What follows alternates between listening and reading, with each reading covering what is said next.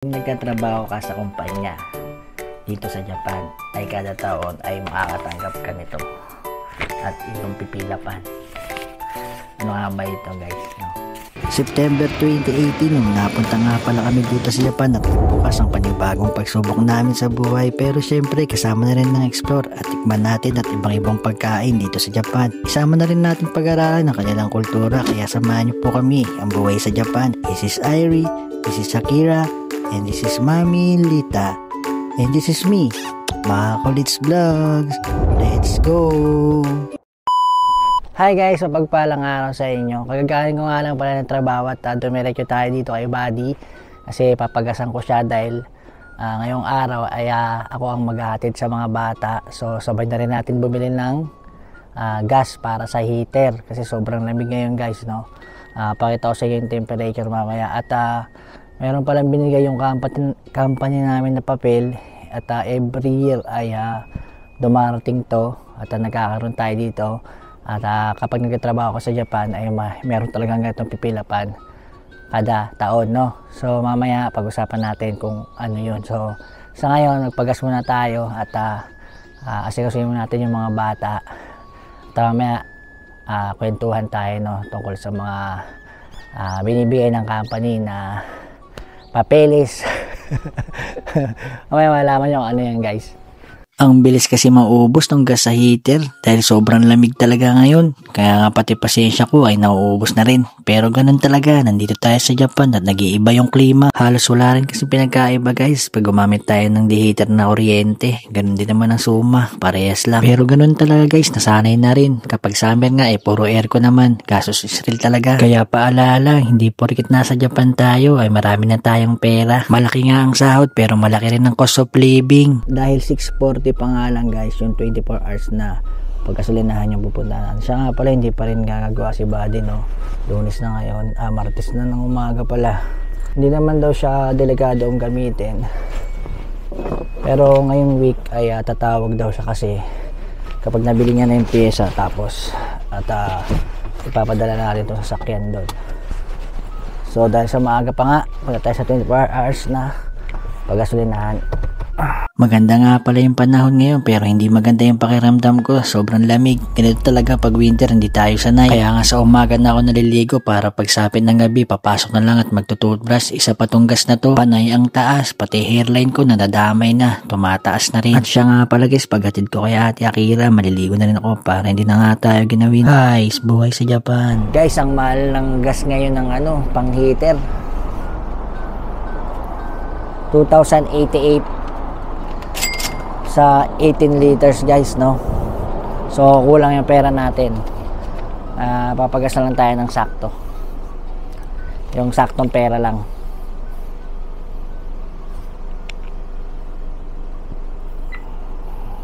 Kayo, guys, magkano ba kerosene sa inyo? Sa Pilipinas ba o sa Amerika? Tataka lang ako bakit ang mahal ng gas dito. Comment down below naman po para may alam din tayo sa ibang bansa. Kasi naalala ko pa nung kabataan ko, 1 litro ay 20 pesos lang. Mission accomplished, guys, no? At mga bata naman nga sikasuhin natin. Pasok si Akira at si Bunsong Irie ulit. Siyempre, dumiretso ko ng parking, guys. May dala pala akong gas.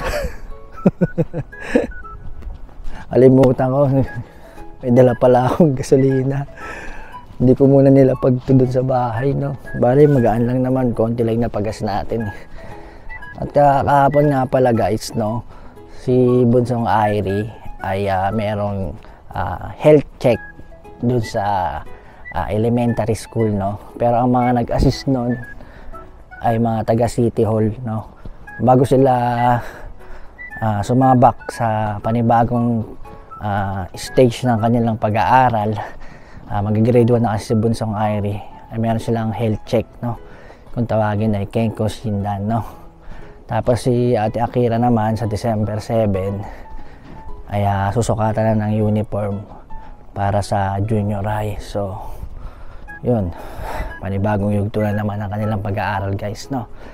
Si Bunso maglalakad na pauwi. Yung school ni Ate Akira, kung nakita nyo yung Ondokay ni Bunsong Irie, ay doon yung magiging school niya, no? So December 7, samahan nyo ako, pasukat natin yung uniform ni Ate Akira. Hindi ko na nga pala na-videohan kahapon yung health check ni Ai-chan, no? Dahil kasi bata eh.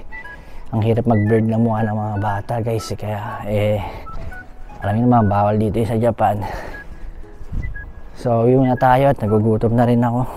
Mamaya usap tayo dun sa may papel na kailangan pilapan, no? Nagluto nga pala ng champurado si nanay at may almusal lang mga bata. Si Mami Lita nga pala ay nagprito na lang at mang inasar soup nga pala yung ginawa ni Mami Lita. So paano, kain muna kami. Kira, bumangon na. Ito na yung champurado mo.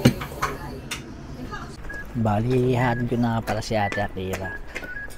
Kira, kapag nag-junior high ka na, yung uniform mo, may clear yung palda. Kagayahin mo yung sa mga anime. Ano sa'yo, mahaba? Ha?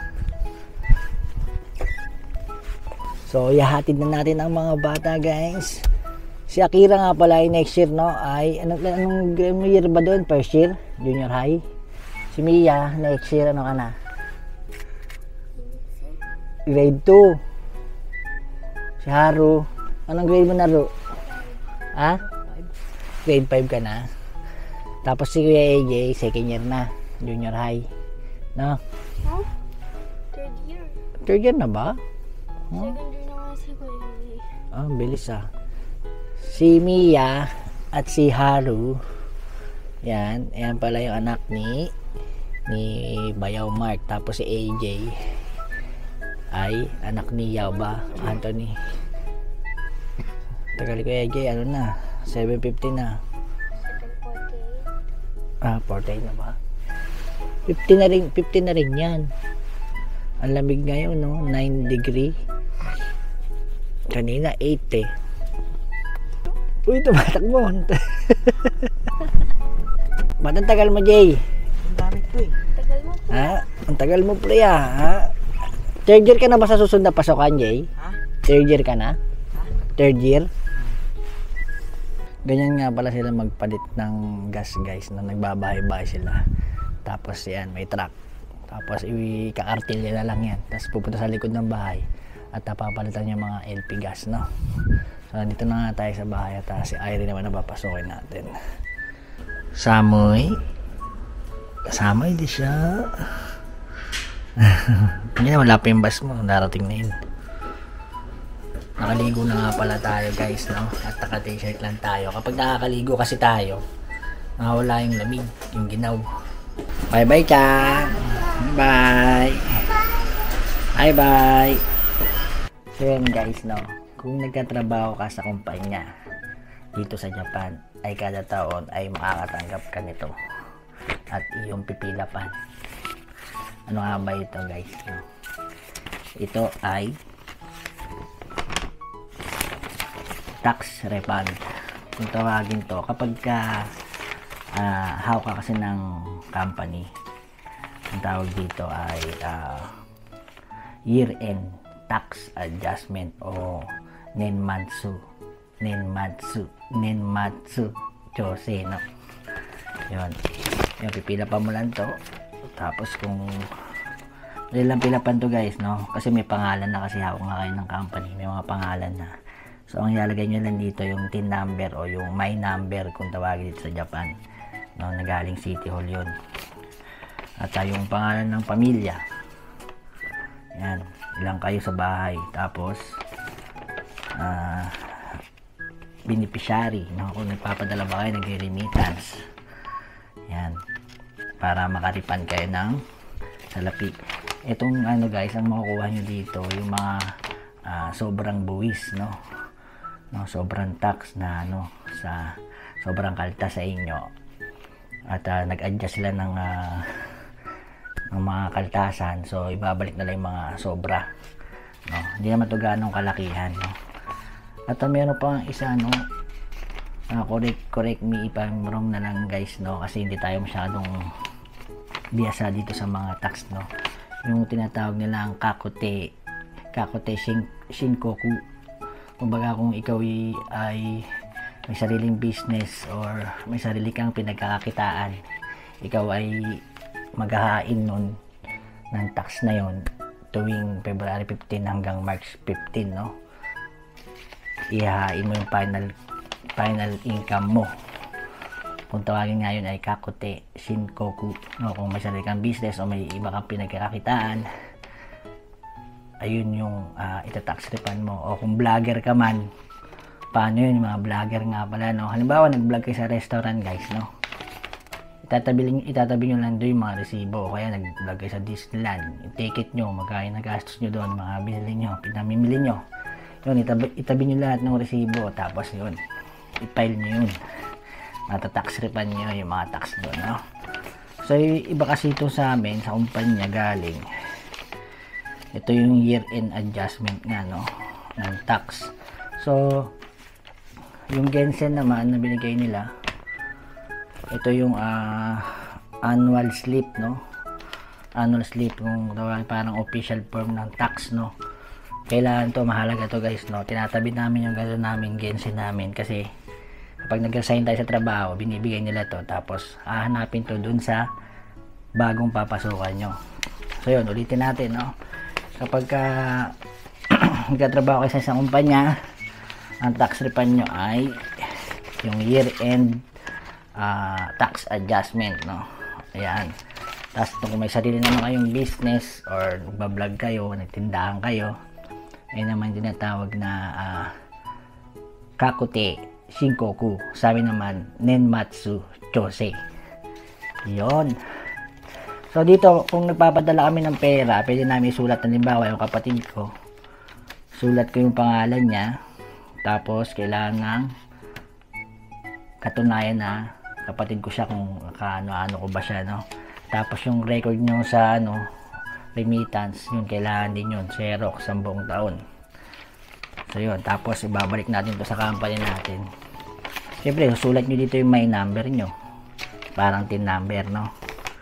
So pangalan lang, tapos pangalan ng buong pamilya, anak, asawa, tapos yung beneficiaries, yung pinapadala nyo ng pera, halimbawa kapatid ko, tapos pasa nyo yung Xerox ng niya, birth certificate, o kaya picture nyo, tapos paprint nyo lang, ganun.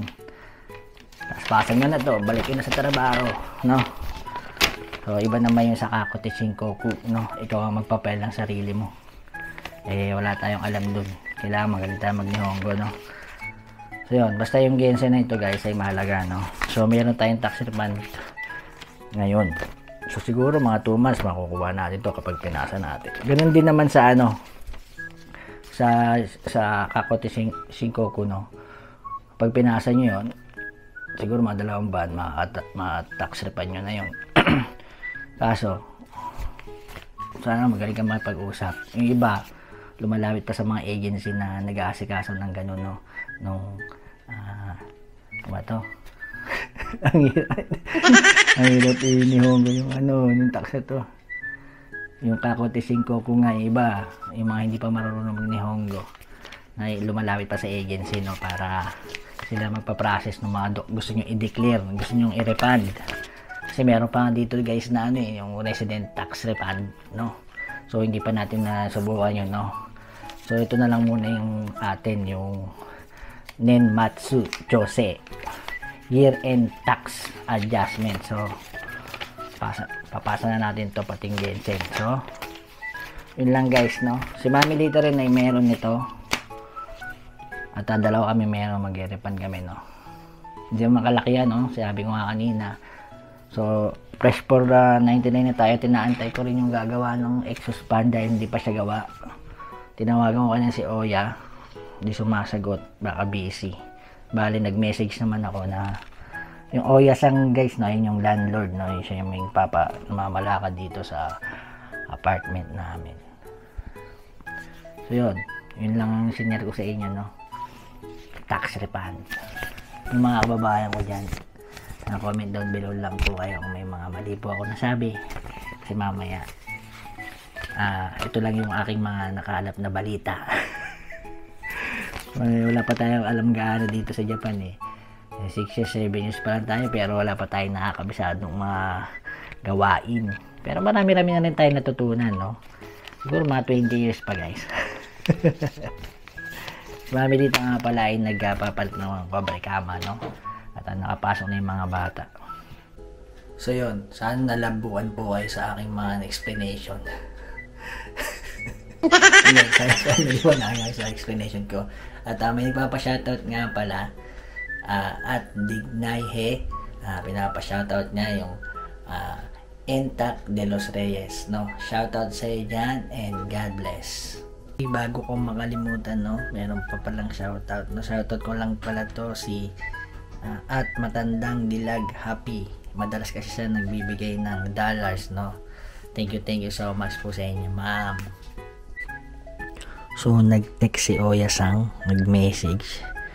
Ayan ang sabi, tawagan daw to kapag nandito daw sa bahay, yung Central Television, yung dumalo nung nakaraan, yung Panasonic. So tawagan natin, guys, para magawa na yung exhaust fan natin, no? Tawagan ko to. Bago ko pala makalimutan, guys, no?